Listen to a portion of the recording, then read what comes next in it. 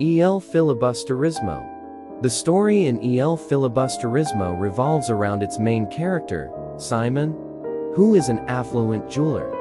Simon is actually Crisostomo Ibarra of the Noli, whom everyone thought had been killed by the Guardia Civil at Laguna de Bay.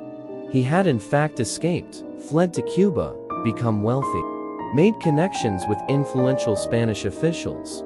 Upon his return to the Philippines after many years, he becomes very influential as the Governor General, who owes so much to him, consults him in making decisions. In reality, however, everything Simon does is just part of his grand plan to take revenge against the Spanish officials and rescue Maria Clara from the convent. Planning to stage a revolution, he smuggles arms and looks for followers, mainly from the exploited and abused natives. One of his recruits is Basilio, the son of Sison, who with Capitan Tiago's help was able to study in Manila.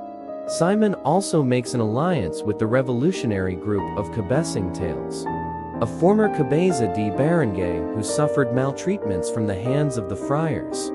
Using his influence, Simon encourages corruption, decadence, and more oppressive government policies so that the citizens may become more infuriated.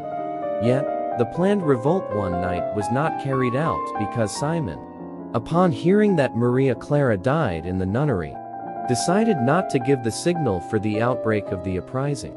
Another plan was made some months later. At the venue of the wedding reception of Juanito Peláez and Paulita Gomez, Simon planted many explosives, enough to kill the invited guests, primarily the friars and government officials.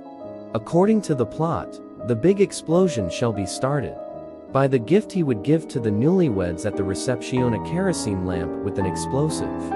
When the lamp flickers and someone turns the wick, it will result into a big explosion that will become a signal to the revolutionary troops to simultaneously attack all the government buildings in Manila. During the reception, Simon gives his gift to the newlyweds. Before hurriedly leaving the venue, he leaves a piece of mysterious paper bearing the message "You will die tonight," signed by Juan Crisostomo Ibarra.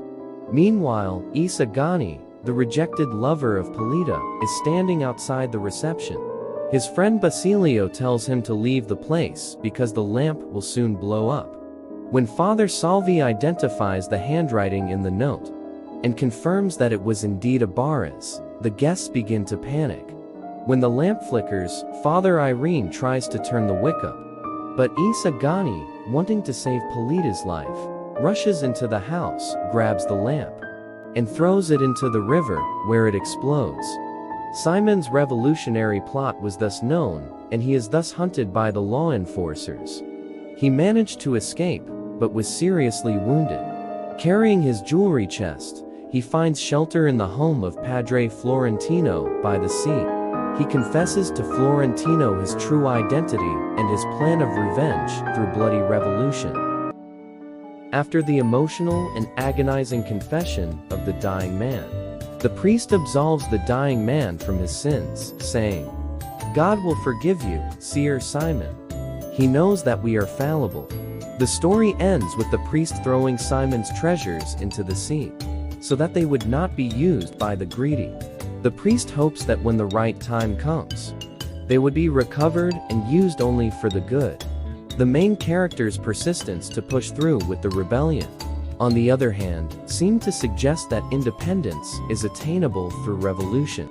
However, the closing chapters rather imply that freedom must be attained without bloodshed, as the story ends with the failure of Simon's planned uprising.